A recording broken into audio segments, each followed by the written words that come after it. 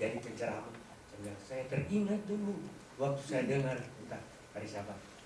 Orang bertanya pada waktu itu, ada satu orang dosen, dia bertanya begini, dari mana kita tahu bahwa hari Sabat itu hari yang ketujuh, hari Sabtu? Dari mana? Di mana-mana saya bikin ceramah di Pontianak, gedung besar, orang-orang datang, ratusan. Lalu dia tanya, ada satu jaksa yang tanya, dari mana kita tahu bahwa hari Sabtu itu hari yang ketujuh? Dari mana? Saya bilang gampang, ada dalam Alkitab. Coba saudara buka. Tidak usah saudara pusing-pusing mau cari tahu. Dari mana kita tahu bahwa hari Sabtu itu hari yang ketujuh? Dari mana? Coba kita buka. Lukas. Di sini Lukas pasalnya ya ke-23. Lukas pasal 23 ayat 54. Ini urutan hari. Dari urutan hari tidak bisa salah bahwa hari Minggu bukan hari Sabat dan hari Sabat ialah hari yang ketujuh. Hari itu adalah hari persiapan. Hari persiapan itu sambut apa? Apa Alkitab tidak terang? Pada waktu Maryam dan murid-murid pergi, hari persiapan mereka bawa Yesus. Karena Yesus harus beristirahat. Waktu Tuhan Yesus selesaikan penciptaan dunia, dia beristirahat, lalu dia berkati, dia sucikan, dia berhenti. Waktu selesaikan juga penebusan di kayu salib, dia berhenti, dia berkati hari, dia berhenti dan beristirahat. Tuhan Yesus pada waktu hari persiapan, sambut apa? Sambut hari Sabat. Ayat 56 bagian B. Ada bagian A, ada bagian B. Dan pada hari Sabat mereka beristirahat menurut hukum Taurat. Kalau 10 hukum sudah disalibkan oleh Yesus, tidak mungkin baru satu hari disalibkan lalu mereka berbunyi begini. Hari Sabat mereka beristirahat menurut hukum Taurat. Hukum Taurat pada waktu Yesus belum disalibkan masih hukum Taurat sesudah Yesus disalibkan.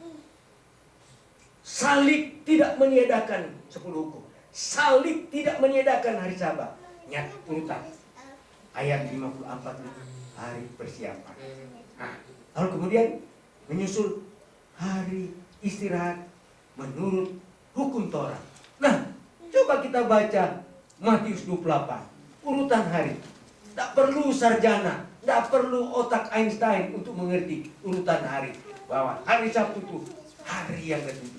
Coba kita baca Matius pasal 28 ayat 1. 28 ayat 1. Setelah hari Sabat lewat, menjelang menyingsingnya fajar pada hari pertama minggu. Dengan sesudah Sabat lewat, menjelang menyingsingnya fajar pada hari pertama minggu itu. Hari pertama, pergilah Maria Magdalena dan Maria yang lain menengok kubur itu. Yesus bangkit. Berapa yang percaya bahwa Yesus bangkit pada hari Minggu? Berapa yang percaya bahwa Yesus bangkit pada hari Minggu? Itulah sebabnya orang selalu bilang kita perlu rayakan itu karena Yesus bangkit pada hari Minggu. Nah sekarang, menurut ayat ini, dia bilang begini. Setelah hari Sabat lewat, menjelang hari Sabat sudah lewat, baru Yesus bangkit.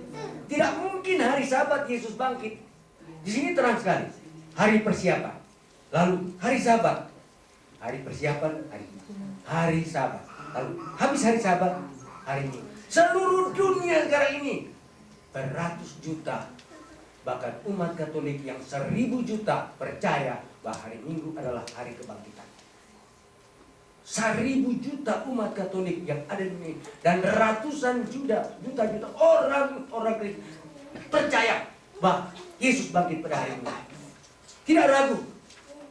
Ada satu lagu yang kami selalu menyanyikan waktu kami masih Sunday School.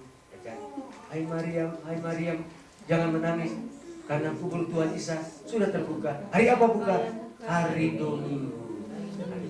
Saudara, kalau tidak soal besar hari Sabat ini, kalau bukan untuk membawa kepada kedamaian dengan Yesus, maka tidak perlu kita menyinggung hati. Untuk apa adakan KKR semacam ini? hanya untuk menyinggung. Tapi Tuhan katakan, berapa lama lagi kamu ingkar menurut? Ada juga yang bilang begini, oh tidak jelas urutan hari di sini. Lukas pasal 23 ayat 50. Kalau itu tidak bisa jelas, tidak ada cara lain Alkitab memperjelaskan. Sangat jelas. Hari persiapan, urutan hari Sabat sesuai dengan hukum Taurat. Hari Sabat sesuai dengan hukum Taurat. Tatkala hari Sabat sudah lewat, baru Yesus bangkit. Keren sekali. Yohanes 7 ayat 17, syarat untuk mengerti firman Allah. Syarat Yohanes 7 ayat 17. Syarat besar supaya kita mengerti akan hari Sabat. Yohanes 7 ayat 17 diberitahukan. Barang siapa mau melakukan kehendaknya, barang siapa yang mau melakukan kehendak Allah, dia akan tahu, bisa mengerti mana hari Sabat. Barang siapa mau melakukan, syarat untuk kita mengerti ini ialah mau melakukan kehendak Allah. Ada juga yang bilang begini, waktu saya berceramah di Manila, orang bilang begini, tapi hari Sabat sudah hilang. Tidak tahu lagi yang mana hari Sabat. Saya berikan perumpamaan. Umpamanya pada suatu hari, saya bangun pagi-pagi. Sam, hari apa ini? Saya tidak tahu. Tanya sama Evelyn, hari apa ini? Evelyn, saya tidak tahu. Tanya sama Grace, hari apa ini? Saya juga tidak tahu. Tidak tahu. Tanya Fred, saya juga tidak tahu. Ketahuan kemarin satu rumah kami ada 12 orang, satu rumah. Tidak ada yang tahu hari apa ini. Tidak tahu mau pergi kebaktian atau mau pergi kerja. Tidak tahu hari. Lalu kemudian hubungi wali kota, sama wali kota, kami ada masalah. Apa itu? Semua orang di rumah, semua orang tidak tahu hari apa ini. Wali kota telepon pada gubernur.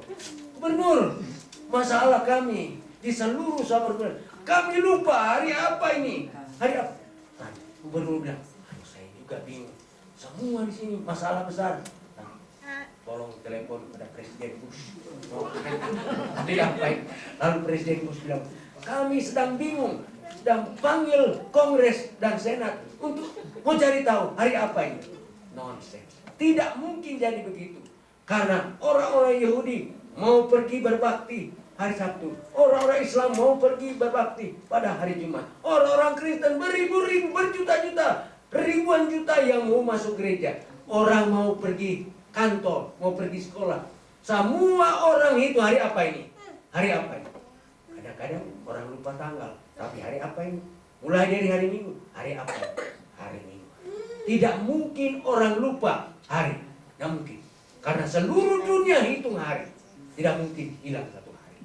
Yang Tuhan katakan dari Taman Eden, orang tahu mana hari Sabat, hari yang ketujuh, bukan hari pertama. Lalu kemudian dari Taman Eden sampai ke Eden, dari Eden ke Eden, hari Sabat sampai di sorga, saudara-saudara. Yesaya 66, 22, 23. Kalau sekiranya hari Sabat ini tidak kekal, tidak perlu kita sampaikan yang menyinggung dia perasaan. Yesaya 66, 22, 23 dikatakan. Saya 66 ayat 23.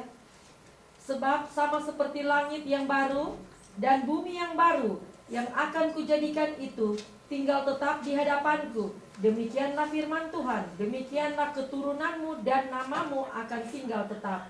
Bulan berganti bulan, Bulan berganti bulan, dan sabat berganti sabat. Sabat berganti sabat. Maka seluruh umat manusia akan datang untuk sujud Bukan umat menyembah di Yahudi. hadapan Semua umat manusia datang apa? Berbakti. Tuhan berniat supaya hari Sabat ini akan menjadi satu hari, hari di mana kita akan bersama-sama. Sangat senang karena dari Eden ke Eden, sebagaimana dulu suasana tenang sekali. Kita mendapatkan akan suasana surga kembali, dan semua umat manusia yang keluar daripada mereka beristirahat di surga. Lalu Ibrani katakan mempunyai hari perhentian, masuk surga hari perhentian, tiada pergumulan, tiada lagi keluh kesah, senang. Sabatlah hari yang senang dan umat Allah mendapatkan janji. Kalau kamu menang, sesudah setan serang mati-matian, akan mereka yang pelihara hukum Allah. Kalau kamu menang, kamu akan mendapatkan mahkota. Tidak ada peperangan, tidak ada musuh, tidak ada peperangan. Tidak ada peperangan, tidak ada kemenangan. Tidak ada kemenangan, tidak ada mahkota. Jadi kita bertempur hari ini diberikan oleh Tuhan untuk menjadi kuasa, lambang kuasa kita. Cinta Tuhan untuk kita. Bersama-sama kita diundang untuk kita memperhatikan akan firman Tuhan supaya kita bahagia sekarang dan bahagia di akhirat. Kita melihat penyanyi ulung kita ada sekarang ini, tentu sahabat saya ini ada lagu yang ini untuk penutup.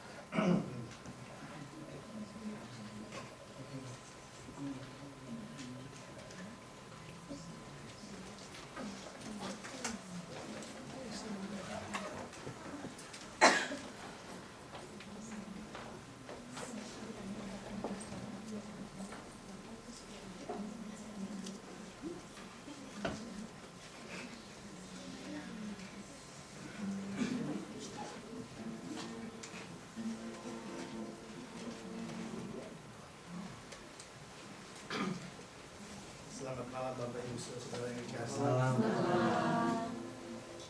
Saya datang bersama istri dan anak saya. Istri saya Mary namanya, dan anak saya Gaby. Nah, mungkin baru pertama kali mereka ada di acara seperti ini, maksudnya di gereja Advent. Kalau saya mungkin saudara-saudara yang melihat saya, puji Tuhan, mereka dibawa Tuhan untuk bersama dengan saya keluarga. Dalam pergumulan kita cukup panjang, Tuhan mendengar doa-doa kita dan Tuhan menjawab doa kita, hingga mereka boleh hadir bersama dengan saya di sini. Kerinduan saya hanya kumpul bersama dengan keluarga, hanya memuliakan nama Tuhan. Dan itu memang Tuhan sudah kasih talenta kita, saya, istri saya, dan anak saya Gaby, untuk memuliakan Tuhan. Satu pujian yang kami bawakan, judul kasih.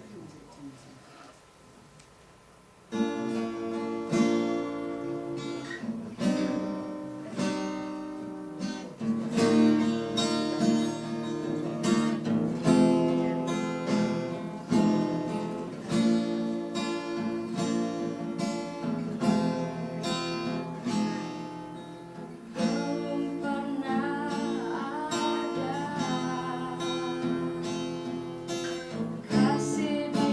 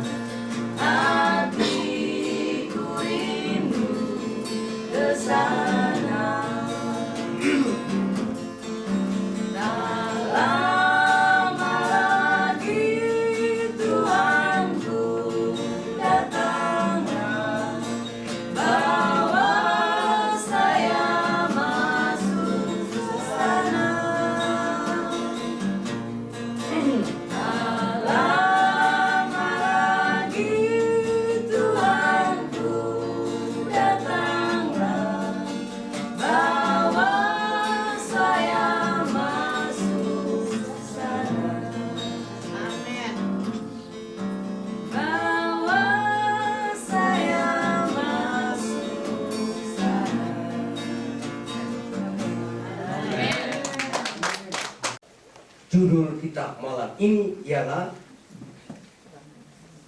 ramai-ramai bunuh diri dengan sendok dan kayu. Dan judul ini saya sudah pakai sebagai penceramah di Indonesia bagian barat dan Indonesia bagian timur sejak dari saya tamat sekolah tahun 1958. Nah, waktu saya tamat dari sekolah tahun 1958, tahun 59 saya dipilih oleh kantor uni kita, waktu itu masih satu uni, untuk jadi wakil evangelis uni. Dan saya punya kepala ialah Pendeta Sitompul. Dan saya ikut ceramah dia 1 tahun, lalu kemudian saya dipilih untuk jadi penceramah. Jadi saya sudah lihat yang menolak, merasa tersinggung sekali. Saya pasti, tapi saya sudah lihat juga bukan 100 yang sambut ini. Oh, ini kasih sayang Tuhan. Kasih sayang Tuhan supaya saya boleh selamat. Saudara tahu, soal makanan itu ada hubungan erat dengan keselamatan. Hubungan erat dengan api neraka. Saudara tahu kenapa banyak penderitaan seluruh dunia ini? Karena menurut buku Rum dikatakan semua kita mati oleh karena siapa? Satu orang. Tidak dibilang Hawa, Adam. Karena dia makan. Makan apa?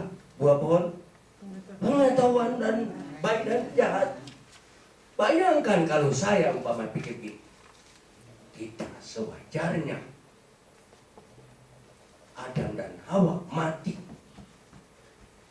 Saya dan semua saudara-saudara mati hanya karena makan buah itu. Dan terbukti buah itu tidak mempunyai racun. Kenapa seluruh dunia dijatuhkan hukuman mati? Vonis mati semua. Siapa di sini yang tidak akan mati? Vonis.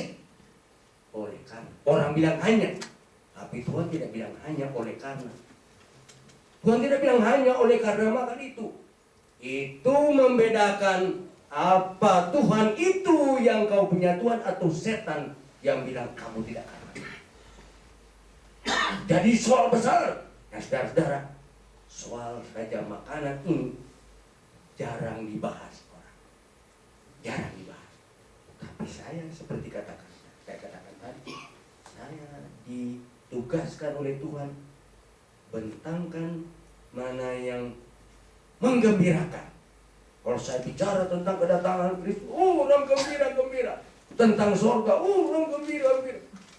Saya bicara tentang makanan, ada satu kolonel di Makassar marah sekali pada saya. Kolonel Tawas, dia marah sekali. Bahas itu menyinggung karena dia ternyata kemudian dia ada mempunyai satu peternakan babi Hongkong. Jadi dia bilang, oh, gila kalau ini pendeta kamu banyak orang percaya, nanti saya punya babi Hongkong tidak laku lagi. Atau oleh karena jadi ini. Tapi saya nanti ceritakan kalau hari Sabtu akan datang, saudara akan dengar waktu jam 3.15 saya akan saksikan bagaimana orang-orang kecil, orang menengah dan orang-orang tinggi yang saya baptis, termasuk orang yang sudah dijatuhkan hukuman mati, orang yang terkenal di seluruh Indonesia. Saya baptis yang tadinya tersinggung oleh karena saya bicara tentang rokok. Hari Sabtu jam 3.15 banyak mujizat-mujizat yang saya akan ceritakan. Pengalaman selama 50 tahun mengadakan ceramah-ceramah. Jadi, saudara akan dengar bahwa dalam Alkitab ini soal makanan itu soal untuk masuk surga atau masuk neraka, soal kita turut Tuhan atau turut setan. Saudara perhatikan mula-mula dulu, sebelum ada orang Yahudi di dunia ini, Tuhan berikan kepada Nuh satu perintah. Waktu bahtera sudah selesai, tunggu 7 hari. Tapi sebelum orang masuk, sebelum Noh masuk, Tuhan berikan petunjuk. Noh, tidak boleh salah mengerti. Petunjuk saya ini jelas. Dan dia bilang begini, masukkan di dalamnya binatang-binatang. Burung-burung kasih masuk. Semua binatang yang ada dia punya tipe, ada wakilnya masuk. Dan heran bin ajaib, waktu Noh sudah siap ini bahtera, tidak usah dia pergi cari di hutan. Binatang-binatang datang sendiri, burung-burung datang sendiri. Satu keajaiban, burung-burung datang sendiri di bahtera ini. Kita boleh baca bersama-sama petunjuk dari Tuhan, berapa ekor binatang yang boleh masuk, dimasukkan dalam bahtera, berapa yang tidak boleh dimasukkan. Saudara boleh buka Kejadian pasal 7. Nah, kita to the point saja. Ini sebelum ada orang Yahudi, belum ada orang Israel. Karena peraturan soal halal dan haram bukan soal Yahudi. Nah, coba kita baca di Kejadian. Nah, lihat ini, datang sendiri. Nah, jangan dulu pindah gambarnya begini terus dulu sampai saya coba. Umpamanya ini bukan peraturan dari Tuhan, maka tidak akan datang binatang-binatang secara ajaib sekali datang.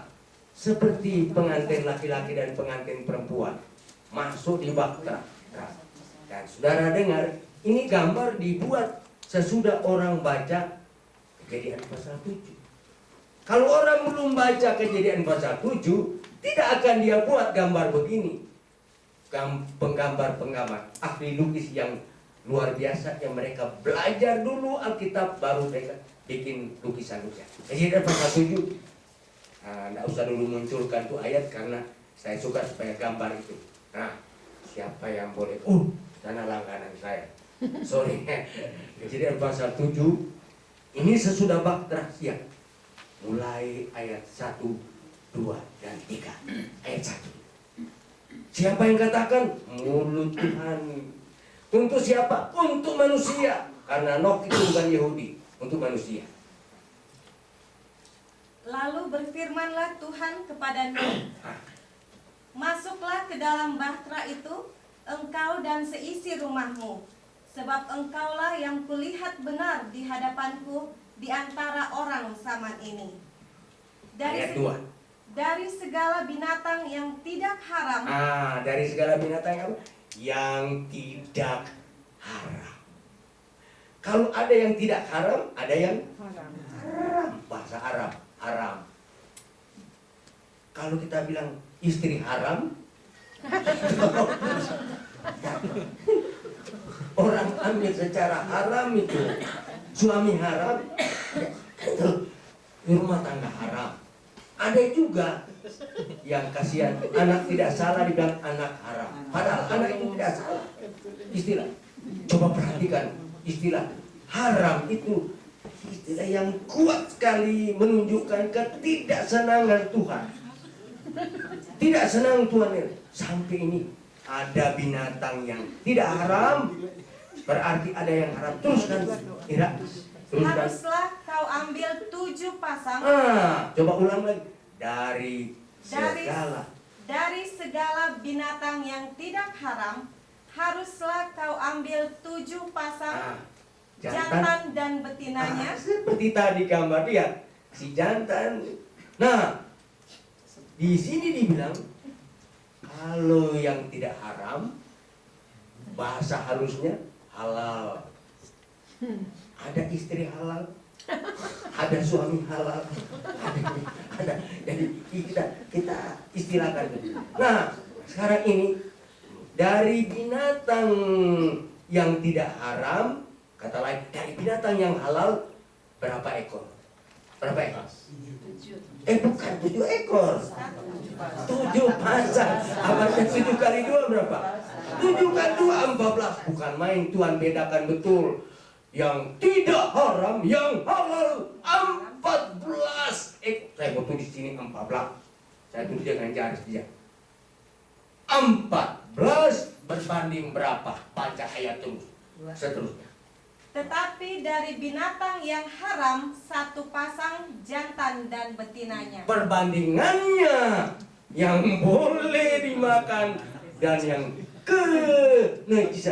kejijikan Tuhan 14 banding 2. Kenapa Tuhan kasih banyak yang halal? Ada maksudnya. Yang haram itu Tuhan bikin hanya dekorasi. Hanya itu ditonton di kebun binatang. Di kebun binatang. Coba lihat ya gambar sana. Ini ditonton di kebun binatang ini. Lihat, ada beruang singa berapa ekor? 2. Nah, lembu berapa pasang? 7. Bukan main. Kalau umpamanya kita nonton dan ambil foto yang masuk di Bahtera itu rame-rame, aduh rame sekali. Lebih rame yang halal. 14 ekor masuk tenang-tenang, dipanggil oleh Tuhan. Bukan Nuh yang pergi ikat kemari. Dia mau ikat, tidak. Tapi dia bilang, dari semua yang tidak haram, sebenarnya dia boleh bilang halal, tapi dia mau tekankan yang tidak haram. Yang tidak haram berapa ekor? 14. Yang haram berapa ekor? 2 ekor. Mulut siapa yang bilang? Mulut Tuhan. Kepada umat siapa? Bangsa apa? Bangsa manusia. Bukan kepada bangsa Israel. Belum ada bangsa Israel. Masih ribuan tahun baru datang ke Israel. Belum. Nah, dia bilang gitu. Lalu segala binatang itu yang dipanggil Tuhan masuk. Dan kalau saya baca ayat ini, kalau manusia baca ayat ini, dari zaman dulu Tuhan sudah ada membedakan mana yang boleh dimakan, mana yang boleh. Dia berikan contoh. Selanjutnya, dia berikan contoh. Juga dari burung-burung di udara 7 pasang jantan dan betina, supaya terpelihara hidup keturunannya di seluruh bumi.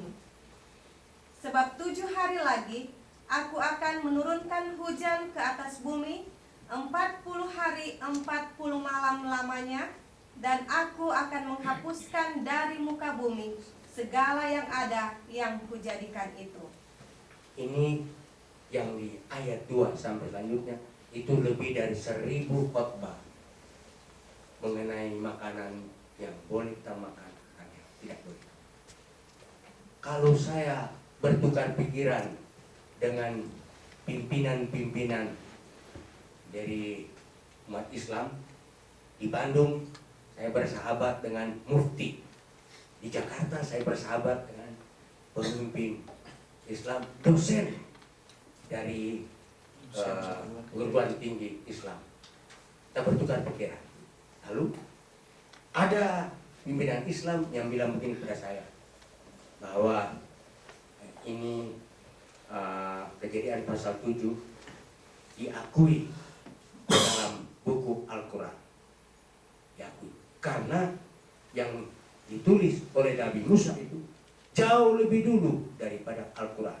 Jadi mereka mengaku bahwa yang ada peraturan halal dan haram dalam Al-Quran itu dipetik dari Kejadian pasal 7, dipetik dari Ulangan pasal 14. Mereka begitu. 680 juta manusia Islam di dunia ini mengakui akan Kejadian pasal 7, mengakui Ulangan pasal 14. Coba saudara buka Ulangan pasal 14, supaya jangan ada yang salah mengerti bahwa ini ada yang bilang, oh ini peraturan dari agama Islam. Ada yang bilang, oh penceramah punya agama, penceramah punya agama itu dia tiru-tiru isi Al-Quran. Oh tidak, mereka mengakui, pihak Islam mengakui bahwa mereka ambil dari Kejadian pasal 7, mereka ambil dari Ulangan pasal 14. Jadi mereka satu sumber dengan kita mengenai makanan, mengenai minuman, mengenai darah. Mereka, saya kasih tahu, oh darah ada di Kejadian pasal 9 ayat 3. Jangan kamu makan, karena darah itu adalah nyawanya. Itu di Kejadian pasal 9. Tadi sebelum kita 14, kita baca dulu bahwa peraturan tidak makan darah ada di Kejadian pasal 9 ayat 3. 9 ayat 3. Segala yang bergerak, yang hidup akan menjadi makananmu. Nah, jangan salah mengerti. Ada orang bilang, segala yang bergerak, kamu boleh makan. Segala yang bergerak, hidup, boleh kamu makan. Jangan lupa, dia katakan Kejadian pasal 9 ayat 3 ini, sesudah dia katakan Kejadian pasal 7 ayat 2 sampai 4. Kalau sekiranya orang tafsirkan, oh semua yang bergerak dan yang hidup kamu boleh makan. Apa saja yang bergerak dan hidup boleh dimakan. Jangan lupa Tuhan sudah berfirman dan jelaskan mana yang bergerak, yang hidup, yang boleh dimakan di Kejadian pasal 7. Baru dia bicara tentang Kejadian pasal 9, mana yang bergerak dan hidup boleh kita makan. Ada dulu dasarnya. Yang Kejadian pasal 7 baru Tuhan bilang, tidak lagi perjelas yang bergerak dan yang hidup, yang halal. Tidak lagi taruh yang halal, karena sudah jelas kepada Nuh dan manusia, Sem, Ham, dan Yafet. Yang bergerak, yang hidup, yang halal, itu boleh. Seterusnya kita baca. Aku telah memberikan semuanya itu kepadamu, seperti juga tumbuh-tumbuhan hijau. Hanya daging yang masih ada nyawanya, yakni darahnya, janganlah kamu makan. Nah, lihat. Jadi bukan Al-Quran yang karang-karang, bukan orang Advent yang karang-karang, bahwa darah itu. Dulu waktu saya belum kenal ini ayat, saya suka sekali makan darah. Darah ayam, suka sekali. Tapi sesudah saya tahu ayat ini, saya rasa ngeri kalau saya makan darah. Dan orang-orang yang dapat digerakkan oleh firman ini, yang pakai meter kerohanian ialah firman Allah, dia akan rasa ngeri. Kata Rasul Paulus, apa yang dulu saya benci, sekarang saya cintai. Apa yang saya cintai dulu, saya benci. Itu kuasa daripada firman Tuhan. Nah, coba kita beralih ke Ulangan pasal 14. To the point saja, karena yang lain-lain. Asal saudara tahu bahwa Tuhan Allah bedakan mana makanan umat Allah, mana makanan kebencian Tuhan Allah. Coba kita baca Ulangan pasal 14, mulai ayatnya yang kedua. Ulangan pasal 14, ayatnya yang kedua. Sebab engkaulah umat yang kudus bagi Tuhan Allahmu, dan engkau dipilih Tuhan untuk menjadi umat kesayangannya. Dia bilang umat yang kudus, dia mesti makan makanan yang kudus. Dibedakan yang kudus dan yang tidak kudus. Bukan berarti kita sempurna. Yang kudus artinya yang bersungguh-sungguh terima Tuhan sebagai Tuhan penciptanya. Yang kudus. Dan di sini seterusnya dia katakan begini. Terus ayat berikut. Janganlah engkau memakan sesuatu yang merupakan kekejian. Nah, kekejian dia dapat siapa? Kita enak saja makan darah, padahal kekejian bagi malaikat. Malaikat. Kalau satu kali saya sampai di rumah, lalu saya lihat waktu saya masih kecil, sekarang dia sudah mau diberkati hari Minggu tanggal 27. Nah, coba waktu saya masih kecil, saya pulang dari ceramah, lalu saya lihat saya sedang makan cacing. Saya makan anakku atau tidak? Apa sebab? Buat saya cacing itu kekejian. Apa bedanya darah dengan cacing? Di hadapan Tuhan sama. Apa bedanya? Apa bedanya? Pork dengan cacing, dengan darah. Tidak ada bedanya. Mulut siapa yang bilang? Mulut Tuhan. Itulah sebabnya saya berani katakan. Apa bedanya? Kekejian. Kamu umat yang kudus. Kamu pilihanku. Pilihan umat pilihanku. Makan makanan pilihan Tuhan. Kalau betul umat Tuhan makan. Kenapa sekarang orang katakan banyak ayat, ada ayat-ayat yang dicari-cari untuk menguatkan bahwa segala yang bergerak dan yang hidup itu boleh dimakan. Ayat-ayat terlepas dari konteks-konteks dari ayat-ayat itu. Kita baca seterusnya. Kita baca. Ya berikan contoh supaya jangan orang salah mengerti. Oh, barangkali ini boleh dimakan, barangkali ini halal, barangkali ini haram. Diberikan contoh. Tuhan mau supaya orang mengerti betul mana jelas betul jalan umat Allah dan jalan yang bukan umat Allah. Terus. Inilah binatang-binatang berkaki 4 yang boleh kamu makan. Nah, ini yang boleh. Ini ditunjuk. Ini 14. Ini dia tunjuk. Ini. Coba baca. Terus. Lembu, domba, dan kambing, rusa, kijang, rusa dandi, kambing hutan, kijang gunung, lembu hutan, dan domba hutan. Setiap binatang berkaki 4 yang berkuku belah, yaitu yang kukunya berselap. Sampai begitu. Bagaimana cara melihat yang kekejian dan yang bukan kekejian? Lihat dia punya kuku kalau terbelah dua dan memamah biak. Biar terbelah dua tidak memamah biak, haram lepas padamu. Biar memamah biak seperti onta tapi tidak terbelah dua kukunya, Tuhan Allah kasih penjelasan. Mau masuk ke universitas ada persyaratan yang begini, yang angka-angka begini, yang sehat, ada surat keterangan polisi, berkelakuan baik, macam-macam. Jadi begitu juga kalau kita mana makanan tidak kekejian, bayangkan kita kalau tidak jelas mana yang keji, mana yang tidak keji. Nah, di sini dia berikan contoh-contoh, lalu dia berikan contoh-contoh lagi yang tidak boleh dimakan. Kita pindah ke ayatnya. Mulai ayatnya yang ke-6. Ayat 6. Setiap binatang berkaki 4 yang berkuku belah, yaitu yang kukunya berselap panjang menjadi 2, dan yang memamah biak di antara binatang-binatang berkaki 4, itu boleh kamu makan. Ya ulang lagi tadi. Ya tidak, kalau hanya satu kali ya rasa tidak cukup. Dia ulang lagi lalu terus. Tetapi inilah yang tidak boleh kamu makan. Dari Tidak, antara ini yang tidak boleh. Bukan main kalau Tuhan bilang tidak boleh. Tapi dulu setan di Taman Eden boleh. Taman Eden.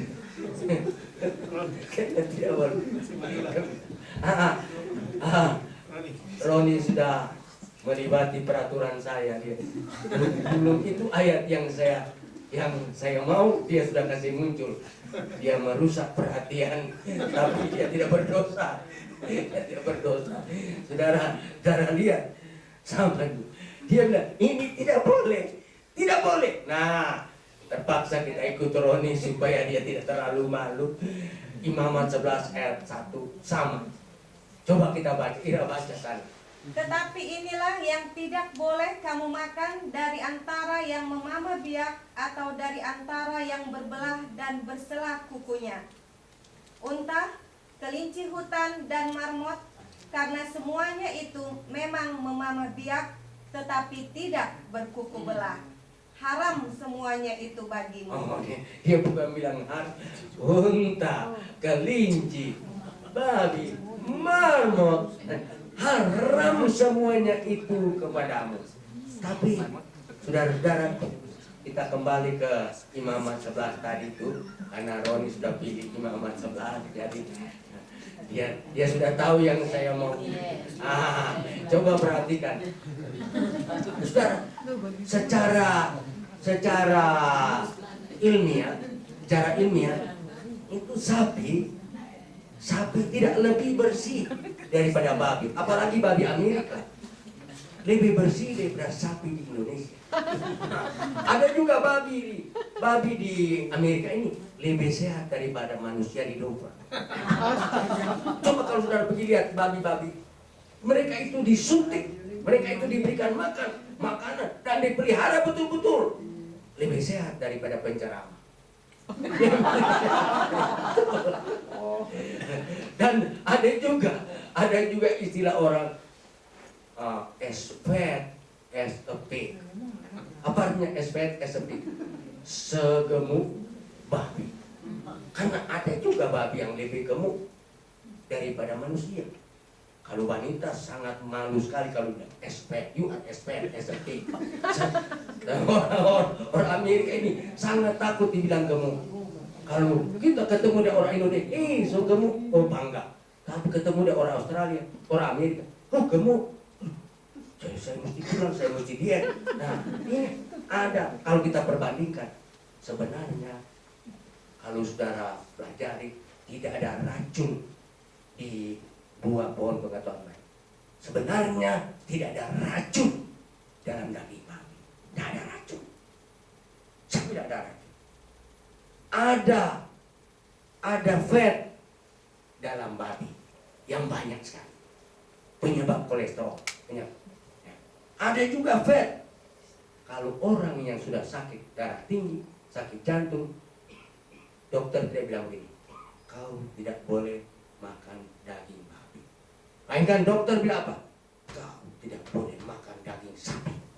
Kau tidak boleh makan ini, kalau enggak kolesterol tidak mau habis-habis. Dan sakit jantung, kau bisa mati dengan darah tinggi, bisa mati dengan jantung, kolesterol dan lain-lain. Jadi kita hanya tidak makan babi, tidak makan tikus oleh karena firman Tuhan. Saudara, dengar juga, bukan hanya babi yang Tuhan benci, bukan hanya darah babi, darah sapi pun, bukan hanya. Coba baca Yesaya 60. Jangan dulu kita terlalu lompat, jangan lompat di situ. Melainkan baca dulu seterusnya, bagaimana Tuhan berikan garis besar mana halal dan haram. Lalu ada pertanyaan yang masuk, saya baca pertanyaan begini, apakah hanya ini Ibu Ratna yang tanya, ada berapa lagi? Apakah soal halal dan haram hanya di perjanjian lama? Tidak, saudara. Tuhan Allah tidak bedakan kekuatan perjanjian lama dan kekuatan perjanjian baru. Ada orang yang berpendapat perjanjian baru itu yang berlaku resmi dan sah. Perjanjian lama itu sudah kurang dia punya khasiat dibanding dengan sebelum Yesus datang. Jangan saudara lupa, sekali-kali jangan lupa, waktu Yesus berkhotbah di Nazaret, di Kapernaum, waktu rasul-rasul berkhotbah, dasar khotbah mereka ialah perjanjian lama. Karena pada waktu Yesus hidup di dunia ini, waktu rasul-rasul hidup di dunia ini, belum disusun perjanjian baru. Siapa bilang bahwa perjanjian baru itu lebih kuat dan perjanjian lama itu tidak kuat? Dasar khotbah daripada Yesus, Yesaya, buku Musa, dan lain-lain ialah perjanjian yang lama. Orang sangat keliru mengatakan bahwa perjanjian baru itu berlaku dan perjanjian lama lemah. Perjanjian lama itu dasar dari doktrin-doktrin perjanjian yang baru. Perjanjian lama itu menubuatkan dari hal Yesus. Kejadian pasal 3 ayat 15, akan datang Yesus dan dia akan kalahkan setan. Saudara baca bersama-sama di sini bagaimana perjanjian baru mengkuatkan perjanjian yang lama. Coba saudara baca Kisah Rasul pasal 10. Kisah Rasul pasalnya yang ke-10. Nah, di sana saudara akan dapati tentang perjanjian baru yang mengkuatkan perjanjian yang lama. Kisah Rasul pasalnya yang ke-10.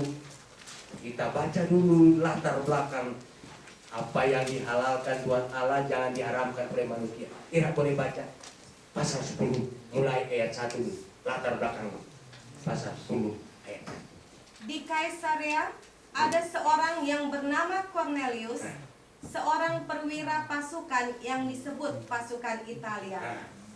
Perwira ayat 2. Ia saleh, ia serta seisi rumahnya takut akan Allah, dan ia memberi banyak sedekah kepada umat Yahudi dan senantiasa berdoa kepada Allah. Ya, siapa ini Cornelius? Cornelius seorang perwira pasukan yang disebut pasukan Italia. Dia orang apa? Orang Yahudi atau orang kafir?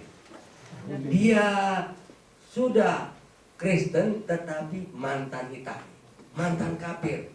Nah, saudara tahu peraturan dulu orang Yahudi tidak boleh bergaul dengan kafir. Tidak boleh bergaul mereka itu. Haram. Tidak boleh. Tidak boleh mereka masuk dalam bait Allah. Tidak boleh. Tetapi sesudah Yesus mati ada. Nah, ini satu orang menerima Kristus, Cornelius.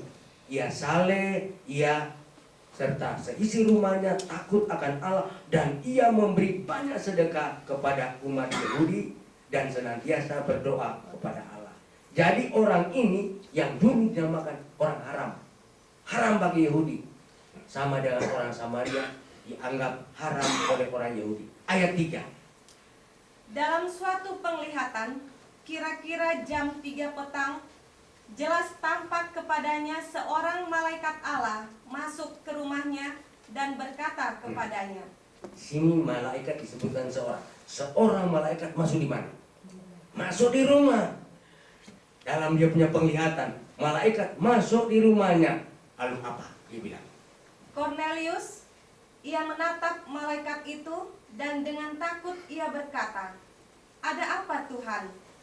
Jawab malaikat itu, "Semua doamu dan sedekahmu telah naik ke hadirat Allah dan Allah mengingat engkau. terus Dan sekarang suruhlah beberapa orang ke Yope untuk menjemput seorang yang bernama Simon dan yang disebut Petrus. Ia menumpang di rumah seorang penyamak kulit yang bernama Simon yang tinggal di tepi laut." Setelah malaikat yang berbicara kepadanya itu meninggalkan dia, dipanggilnya 2 orang hambanya beserta seorang prajurit yang saleh dari orang-orang yang selalu bersama-sama dengan dia. Dan sesudah ia menjelaskan segala sesuatu kepada mereka, ia menyuruh mereka ke Yope. Keesokan harinya, ketika ketiga orang itu berada dalam perjalanan dan sudah dekat kota Yope, kira-kira pukul 12 tengah hari, naiklah Petrus ke atas rumah untuk berdoa. Nah, jadi ringkaskan. Pada waktu itu orang kafir yang dianggap haram yang menyuruh berapa orang? 2 orang hamba dikawal oleh satu perwira. Pergi. Siapa yang datang? Malaikat. Bertepatan mereka berangkat jam 3 sore. Jam 3 sore mereka jalan kaki 3 orang ini sampai di Yope. Jam berapa? Nanti sampai di Yope waktu tengah hari. Jam itu jam makan. Jam makan siapa? Jam makan untuk Petrus. Dan di sini dikatakan Petrus pada waktu jam 12 itu dia lapar sekali. Aduh, lapar, kepingin makan. Dia tidak tahu bahwa ada 3 orang kafir, utusan mantan orang kafir, Anda mau ketemu dengan dia. Tapi dia lapar. Waktu dia lapar sekali, sementara orang memasak buat dia, sementara orang masak buat Petrus, lalu dia lihat ayat yang ke-10. Iya, ayat 10. Dia merasa lapar. Ia merasa lapar dan ingin makan. Tetapi sementara makanan disediakan, tiba-tiba rohnya diliputi kuasa ilahi. Nah, siapa yang pimpin dia? Ilahi, kuasa Tuhan Allah. Jadi soal ini mau sebentar akan disuruh makan, siapa yang kendalikan? Tadi malaikat yang suruh Cornelius utus orang. Sekarang siapa? Kuasa ilahi yang suruh Petrus. Teruskan. Tampak olehnya langit terbuka dan turunlah suatu benda Apa yang dimaksudkan dengan langit terbuka? Langit terbuka maksudnya adalah dari sorga. Dari mana kunjut itu datang? Dari sorga, dari langit. Kalau bukan dari Tuhan, tentu bukan dari langit. Langit terbuka ini dari sorga. Apa petunjuk berikut? Dan turunlah suatu benda berbentuk kain lebar yang bergantung pada keempat sudutnya yang diturunkan ke tanah. Di dalamnya terdapat pelbagai jenis binatang berkaki 4, binatang menjalar dan burung. Nah, kedengaranlah. Kedengaranlah olehnya suatu suara yang berkata, Dari mana? Dari langit, dari sorga, dari Tuhan. Terus, "Bangunlah, hai Petrus, sembelilah dan makanlah." Tetapi Petrus menjawab, "Tidak Tuhan, tidak." tegas. Petrus Kenapa dia tegas? Dia tahu jelas peraturan mana yang boleh dimakan. Dia tahu jelas. Dia bilang tidak. Ya, tapi Petrus enggak. Tidak Tuhan. Tidak. Berapa kali tidak? 2 kali tidak. Kenapa? Dia tidak mau makan yang dilarang oleh Tuhan. Semua umat Allah dari zaman Adam sampai pada waktu zaman Petrus tidak ada yang makan haram. Tidak ada. Semua umat-umat Allah di zaman Tuhan Yesus tidak ada yang makan haram. Lihat Petrus, 3,5 tahun bersama-sama Tuhan Yesus bilang, tidak Tuhan, tidak. Dia belum tahu bahwa itu hanya satu kiasan. Siapa yang dianggap haram? Yang dianggap haram orang kafir. Lihat saja latar belakangnya dari ayat 1 sampai ayatnya. Latar belakangnya bukan bicara tentang babi, bukan bicara tentang darah, bukan bicara tentang, tidak ada soal haram di situ, binatang. Ini hanya kiasan supaya mujizat yang diberikan supaya berkesan kepada Petrus, karena Petrus ini rasul orang kafir atau rasul orang Yahudi. Nah, ada pembagian rasul. Kalau Paulus rasul untuk orang kafir. Paulus sendiri bilang itu. Saya rasul untuk orang. Petrus rasul untuk apa? Orang Yahudi. Untuk satu orang yang dinamakan rasul orang Yahudi, darah daging untuk tidak mau sama-sama duduk dengan kafir, ada melekat, ada dalam darahnya. Nah, Tuhan Allah bilang, terus ini disuruh oleh Tuhan. Ambil, suruh bangkit, lalu sembelilah dan makanlah. Petrus memang lapar sekali. Jadi kalau sekiranya pengertiannya itu memang harafiah, hurufiah, letterlek, memang lapar buat ini. Terus ambil pisau. Sembarang nggak usah pilih-pilih. Karena yang dipunjut itu saya tidak tahu sebesar mana, tapi 4 persegi. Bayangkan dari langit, kalau kecil-kecil hanya 2 kali 2 meter. Oh tidak, berisi binatang-binatang. Dan di sini bilang tidak usah seleksi, makan saja, sembelih dan makan. Petrus 2 kali dibilang, tapi Petrus menjawab, tidak Tuhan, tidak. Sebab aku belum pernah baca apa ini? Aku belum pernah. Sebab aku belum pernah makan sesuatu yang haram dan yang tidak tahir. Belum pernah. Ya, bukan baru 1 kali. Kan saya baru 1 kali makan. Oh tidak, belum pernah. Sudah sama-sama dengan semua rasul, sama-sama dengan umat Allah. Dia pelopor rasul untuk orang Yahudi. Mana boleh dia pernah makan? Belum pernah. Ini itu di dalam perjanjian. Kalau saudara baca ini dalam pertemuan kami 6 sekolah-sekolah teologi di Minahasa, sekarang katanya sudah 9. Pertemuan segi 6 dulu, kami dosen-dosen Fakultas Teologi dari Tomohon Protestan, dari Pineleng Katolik, lalu dari dulu segi 6. Lalu kami bertukar pikiran tentang ini, pasal 10 Kisah Rasul. Semua pakar bilang pada saya, ini kiasan, bukan green light untuk makan yang haram. Semua pemimpin, ini jangan lupa ini dekan.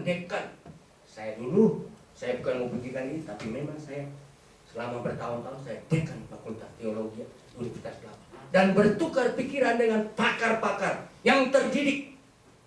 Dan mereka bilang pada saya, kalau saudara baca, tidak perlu orang yang sangat cerdas dapat mengerti bahwa yang disuruh jangan diharamkan sini ialah orang kafir.